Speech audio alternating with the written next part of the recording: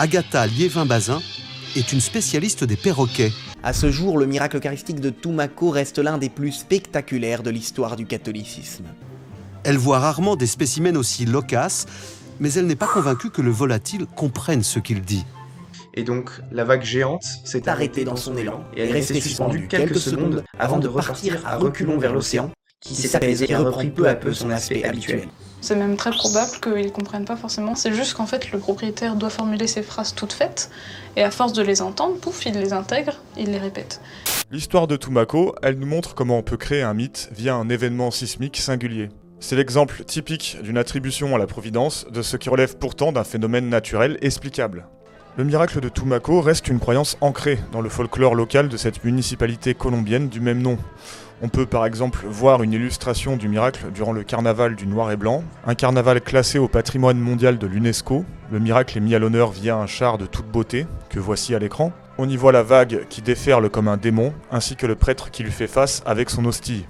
Bon, vous vous en doutez, si ce miracle n'était qu'une croyance locale, on ne serait pas en train d'en parler aujourd'hui. Il se trouve que ce miracle a été instrumentalisé pour servir d'argument apologétique. Le site 1000 raisons de croire en a d'ailleurs fait son miracle numéro 237. Comme toujours, c'est la même brochette d'apologètes qui diffuse cette fake news.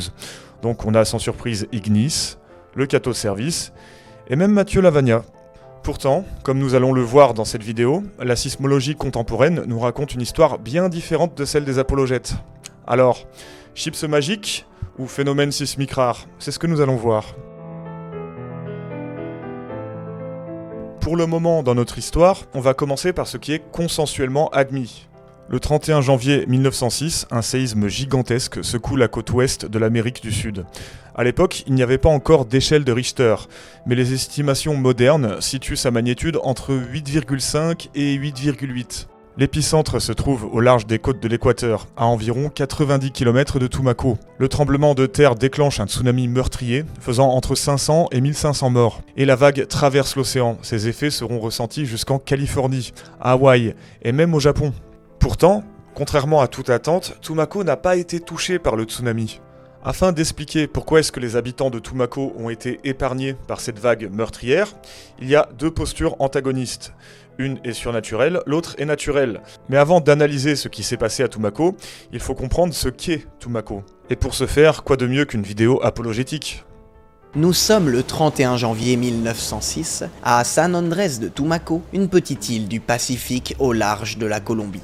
Voilà, donc on a lancé la vidéo depuis littéralement 7 secondes et il y a déjà deux trucs faux. La première, c'est que non, Toumako n'est pas au large de la Colombie. Quand même, faites un effort les mecs, là franchement elle était gratuite. C'est comme si je vous disais que Venise est une île au large de la mer Méditerranée. La deuxième, c'est que non, Toumako n'est techniquement pas une île. Toumako est non seulement une municipalité, mais c'est aussi une ville. Et ce détail, figurez-vous qu'il a son importance, parce que quand les apologètes, ils disent que personne n'est mort à Toumako, la vague n'a rien épargné, excepté Toumako. Sur des centaines de kilomètres, la vague n'a rien épargné, excepté Toumako. Absolument aucun dégât, aucune trace du passage de la vague, rien, nada. Eh bah, si on parle de la municipalité de Toumako, c'est complètement faux. À Toumako, il y a eu 149 morts durant le tsunami de 1906. C'est dans la ville de Toumako qu'on ne déplore aucune victime. Mais tous les petits hameaux éparpillés autour, eh bah, comme partout ailleurs, ils ont pris cher. Nous allons à présent retracer l'événement depuis le début, et ce, via des témoignages directs de gens qui ont assisté au miracle. Je vais vous réciter le témoignage de Saturnino Sotil, un membre de l'ordre religieux des Augustins Récollets. Il a témoigné dans la revue Missionnaire Toumako de 1932. Voici son témoignage. À 9h30 du matin, une première secousse rapide nous avertit que cette journée ne serait pas ordinaire.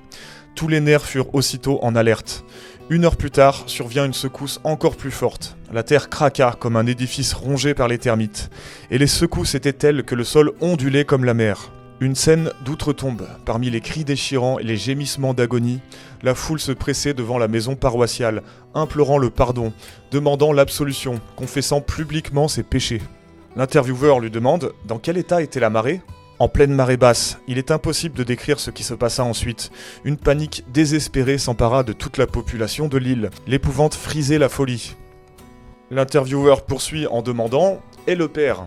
Profitant de la confusion, le père Gerardo Larondo courut au tabernacle et sortit en portant le Saint-Sacrement. D'abord suivi de peu, il se dirigea vers la plage. Lorsqu'il arriva, la foule était immense. Une vague noire et effrayante avançait, avec la rapidité d'un nuage de poussière. Le père se plaça à la ligne de marée habituelle. Là, il attendait, imperturbable, la vague. Tandis que nous, à genoux, implorions le Seigneur qu'il portait entre ses mains. L'intervieweur demande « Et que fit la mer ?» Elle se prépara, comme un tigre avant l'assaut. Alors que nous croyons notre dernière heure venue, le père Larondo traça une croix avec l'hostie consacrée.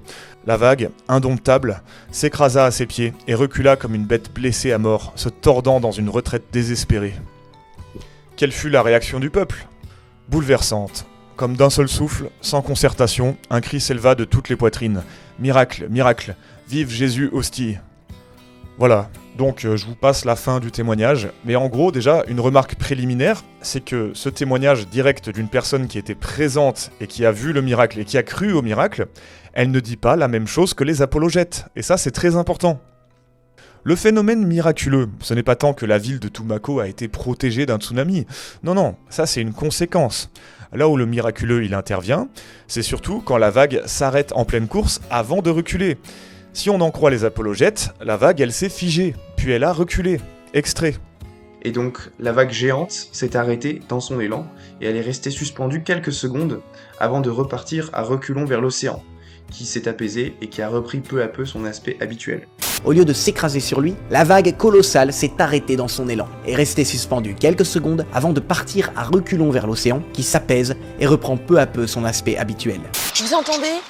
Cuicui par-ci, cuicui par-là, ils n'arrêtent pas de se parler. Nous avons ici un groupe d'inséparables, des petits perroquets. L'immense vague qui menaçait de détruire le village de Tumaco s'arrête soudain, comme bloquée par une force invisible supérieure. L'énorme montagne d'eau commence un mouvement de recul pour disparaître au large et la mer retrouve alors son niveau ordinaire. Sauf que, pour rappel, voici ce que dit le témoin. La vague indomptable s'écrasa à ses pieds. Donc non, la vague ne s'est pas magiquement figée en l'air, à plusieurs mètres du sol. La vague, elle s'est écrasée aux pieds de père Gerardo Larondo. Ce n'est pas moi qui le dis, mais un témoin direct présent à l'événement. Et figurez-vous que c'est loin d'être le seul témoignage. On peut par exemple aller sur le site du CEC, la Conferencia Episcopal de Colombia, instance officielle réunissant tous les évêques catholiques de Colombie. Eux, ils vont assurément confirmer tous les délires de nos apologètes. Je cite « Tous se placèrent là, face à la plage, ils observaient le mur d'eau, et frère Gerardo lève l'hostie face à ce tsunami et fait un signe de croix. Immédiatement, ce mur d'eau ne fait que se dissiper et atteindre la taille de toute la population. » Cette fois-ci, la source elle nous dit que l'eau leur est arrivée à la taille, mais le témoin précise bien que la vague s'est dissipée. En aucun cas le témoin parle d'une vague figée. Afin de chasser toute ambiguïté, le mot taille est ici une traduction du mot cintura, qui veut dire que l'eau leur est arrivée grosso modo à la ceinture. Donc le constat, c'est que de base, même le strict minimum, c'est-à-dire des témoignages qui corroborent ce que racontent nos apologètes, et ben ça, on ne l'a même pas. Aucun, je dis bien aucun témoin ne rapporte que la vague s'est figée dans les airs et qu'elle aurait ensuite reculé. La vague s'est dissipée. Et l'eau leur est arrivée à la taille. C'est ce que disent les témoins directs de l'événement. Mais alors, d'où est-ce qu'ils sortent leurs renseignements, nos apologètes ? Prenez la vidéo de 1000 raisons de croire, présentée par Ignis. Elle renvoie vers un article sur leur site, qui lui-même renvoie vers une source. Figurez-vous qu'on l'a retrouvée, cette fameuse source. Bon, on va vérifier ensemble ce qu'elle raconte. La vague avance encore d'un pas, et sans toucher le ciboire sacré qui reste élevé, vient s'écraser contre le ministre de Jésus-Christ. L'eau ne lui arrive qu'à la ceinture. Bon, jusqu'à là, rien de bien différent des témoignages qu'on a analysés. Sauf que arrive la suite. En effet, comme retenue par une puissance invisible supérieure à toute celle de la nature, cette vague, qui avait été contenue instantanément, et la montagne d'eau énorme qui menaçait d'engloutir la ville de Tumaco, commencèrent à reculer pour disparaître. Donc, on est passé d'une vague qui fait que se dissiper, à une vague qui est contenue instantanément, pour finir, de la bouche de nos apologètes, à une vague qui s'est carrément figée. A noter que le dernier témoignage qui parle de la vague contenue instantanément, il est bien plus tardif que ceux que j'ai montrés. Il date de 1957. De là à dire que cette réinterprétation douteuse était volontaire ou non, ça malheureusement, on le saura jamais. Mais il est intéressant de remarquer que d'une source à l'autre, l'histoire, elle évolue. Toujours en direction du biais de confirmation miraculeux. Maintenant que nous avons vu que non, la vague ne s'est pas figée, eh ben il reste quand même quelque chose à expliquer. C'est pourquoi est-ce que la ville de Tumaco a-t-elle été préservée du tsunami? Parce que, pour rappel, c'est l'endroit entre tous où le tsunami devait logiquement faire les pires ravages. Cette île aurait dû subir les pires ravages du tsunami. Sauf cette île de Tumaco qui aurait dû avoir le plus de dégâts, mais qui est la seule à ne pas avoir été touchée par le tsunami. Le plus grand des perroquets, c'est lui là-haut. Une fois n'est pas coutume, ces affirmations sont complètement fausses. En réalité, quand on regarde la data sur le sujet, on se rend compte que l'endroit entre tous où le tsunami aurait dû faire les pires ravages, ce n'était pas la ville de Tumaco, mais plutôt la ville de Rio Verde et San Juan, qui étaient effectivement des zones à risque et qui ont effectivement subi de nombreuses pertes. On atteste cette virtualisation, faite par 2 chercheurs, qui ont publié leurs travaux dans une revue scientifique à comité de lecture. Mieux encore, et si je vous disais que cette affaire n'avait jamais été un mystère pour les sismologues, que ça fait en fait depuis 1906 que tout le monde est au courant des mécanismes qui étaient à l'œuvre pour sauver la ville de Tumaco. Inutile de faire durer le suspense, en fait, quand on consulte la littérature scientifique, on apprend que le lieu était jadis protégé par 2 îlots. L'un d'entre eux était encore visible dans les années 50, l'îlot s'appelait El Gueno. On atteste ces photos aériennes de 1958.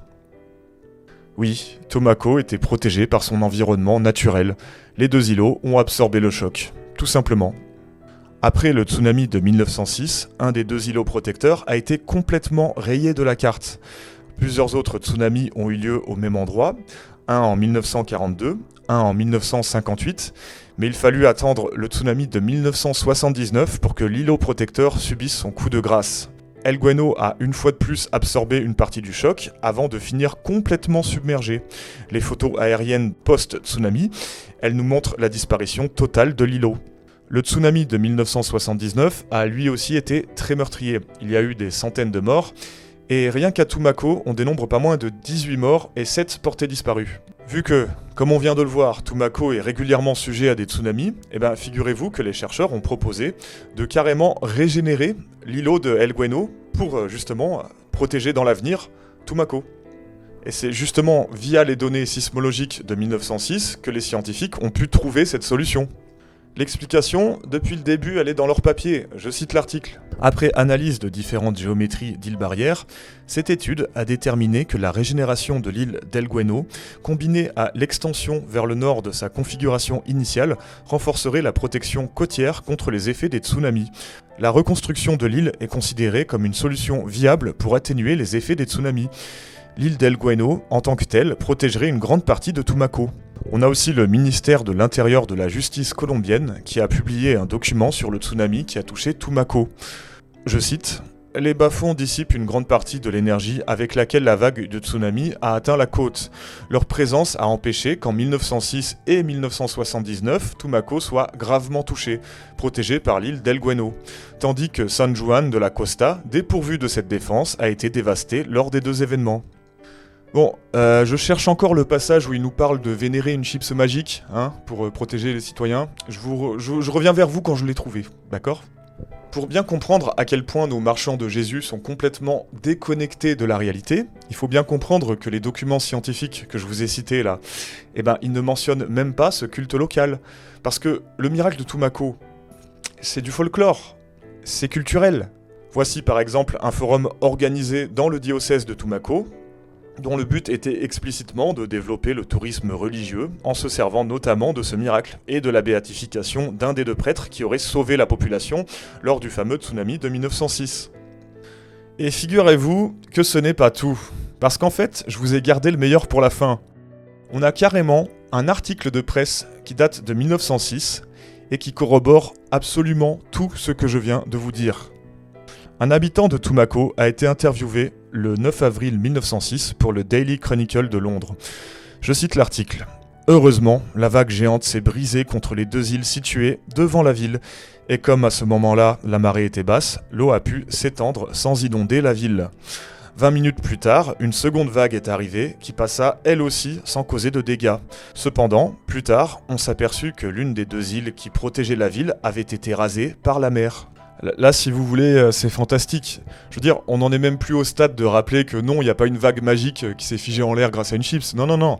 Là, on a carrément un article de presse qui nous dit, mot pour mot, 2 mois après les faits, que c'est un phénomène parfaitement naturel. J'ajouterai que le cas de Tumako n'est pas un cas unique. Il existe d'autres situations semblables sans qu'on ait fait appel au surnaturel. Par exemple, en 2004, je sais pas si vous vous souvenez, mais il y a eu un tsunami qui a tué pas moins de 220 000 personnes en Indonésie. Pour vous donner un ordre de grandeur, c'est plus de morts que les 2 bombes atomiques d'Hiroshima et Nagasaki combinées. Et ça, c'est en prenant les estimations les plus basses. Figurez-vous que l'atoll de Diego Garcia, pourtant proche de l'épicentre, elle a été complètement épargnée. La topographie avantageuse du lieu, elle rendait l'atoll quasiment invulnérable au tsunami. En fait, il y avait une fosse océanique d'une profondeur maximale d'environ 4500 mètres qui était située entre l'épicentre du séisme et l'atoll de Diego Garcia. Ce véritable canyon sous-marin, il a permis d'absorber la plupart du tsunami, permettant à l'endroit de déplorer aucune victime ni sinistre. D'ailleurs, pendant que je vous parle du tsunami de 2004, sans surprise, la vague elle a ravagé quasiment toutes les habitations de la côte indonésienne, sauf plusieurs mosquées. Je vous ai laissé les photos à l'écran, elles sont relativement impressionnantes. Bien sûr, l'explication c'est que les mosquées étaient fabriquées dans un matériau bien plus résistant que les habitations environnantes. Mais la ferveur locale musulmane, elle était prévisible. Beaucoup y voyaient un signe de Dieu. Du coup, on s'est retrouvé avec des articles de presse qui avaient ce genre de titre. Les seuls qui donnent des raisons de croire surnaturelles et réelles, c'est le christianisme. Avant de conclure, il fallait que je revienne sur un élément qui était très problématique. C'est le comportement suicidaire qui consiste à aller se mettre sous une vague qui vous arrive droit dans la gueule. Pour rappel, on a plusieurs témoignages de première main qui nous rapportent que le frère Gérardo, il aurait dit ça. Allons tous à la plage, mes enfants, et que Dieu ait pitié de nous. Bah non, en fait, faites pas ça. Parce que si vous voyez l'eau qui se recule jusqu'à perte de vue, vous avez intérêt à courir dans l'autre sens. C'est votre vie qui en dépend.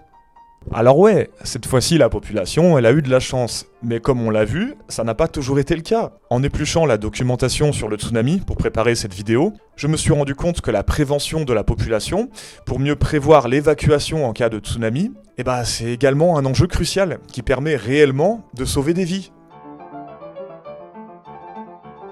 Le savant pointe du doigt l'îlot protecteur, tandis que le dévot regarde l'hostie. Si on peut interpréter sociologiquement la réaction des habitants de Tumako en 1906, la récupération paresseuse de nos apologètes, elle, est beaucoup moins excusable. Pas besoin d'être un scientifique pour comprendre le rôle de l'environnement et à quel point ce rôle était crucial pour préserver Tumako. Pas besoin d'être un génie pour lire la littérature scientifique, ni même pour trouver un article de presse de 1906 qui explique parfaitement tout. Non, je ne pense pas que nos apologètes sont des débiles. Je pense surtout que c'est des gens davantage motivés par leur besoin maladif de répandre leur religion, plutôt que la recherche de la vérité. Et pour une énième fois, je vous en ai apporté la preuve. Au travers de cette vidéo, j'espère avoir pu montrer comment, en partant d'une histoire d'une vague qui s'écrase contre 2 îlots, on peut finir 100 ans plus tard par nos apologètes qui nous racontent des salades dignes d'une autre dimension, un truc stratosphérique, une histoire digne d'un épisode de X-Files. C'est justement avec ce genre de miracle qu'on se rend compte à quel point les marchands de Jésus n'ont aucune limite, à quel point ils sont prêts à vous raconter des histoires invraisemblables à base de vagues géantes qui se figent au nom de Jésus grâce à une chips. Tant que ça valide leur croyance, y a pas de souci. Parce que, après tout, comme le disait Bruno Charvet, l'essentiel c'est que ça valide. Il faut bien comprendre que cette réécriture, c'est un cas qui se limite pas à Tumako, c'est bien plus global que ça. L'intérêt de ce miracle, c'est de montrer comment fonctionne le logiciel des marchands de Jésus. En d'autres mots, via le cas de Tumako, on peut montrer comment se créent des mythes, quels mécanismes sont à l'œuvre. Et c'est peut-être ça, l'aspect le plus passionnant de ce miracle, parce que, à la lumière du cas de Tumako, on peut tenter d'interpréter comment se sont passés les autres miracles, et finir par poser l'inéluctable question: si on est capable d'autant déformer un récit en à peine 100 ans, mais alors, que faut-il penser de Jésus qui marchait sur l'eau il y a 2000 ans ? Voilà, donc c'est terminé. Merci d'avoir regardé la vidéo. J'espère que ça vous a plu. C'est la première vidéo que je fais facecam, donc voilà, n'hésitez pas à donner vos impressions par commentaire, peut-être des recommandations, j'en sais rien. Voilà, pour moi c'est un peu nouveau. N'hésitez pas à vous abonner si vous avez aimé cette vidéo. J'ai aussi un compte TikTok, donc vous pouvez me suivre sur les réseaux. J'ai un Discord où je suis plutôt actif. Si vous avez aimé la vidéo, n'hésitez pas à laisser un don sur Tipeee, ça fait vraiment plaisir. Et puis moi je vous dis à la prochaine, je vais essayer de sortir une vidéo avec des délais qui seront pas infâmes. Je vais faire de mon mieux, voilà. A plus.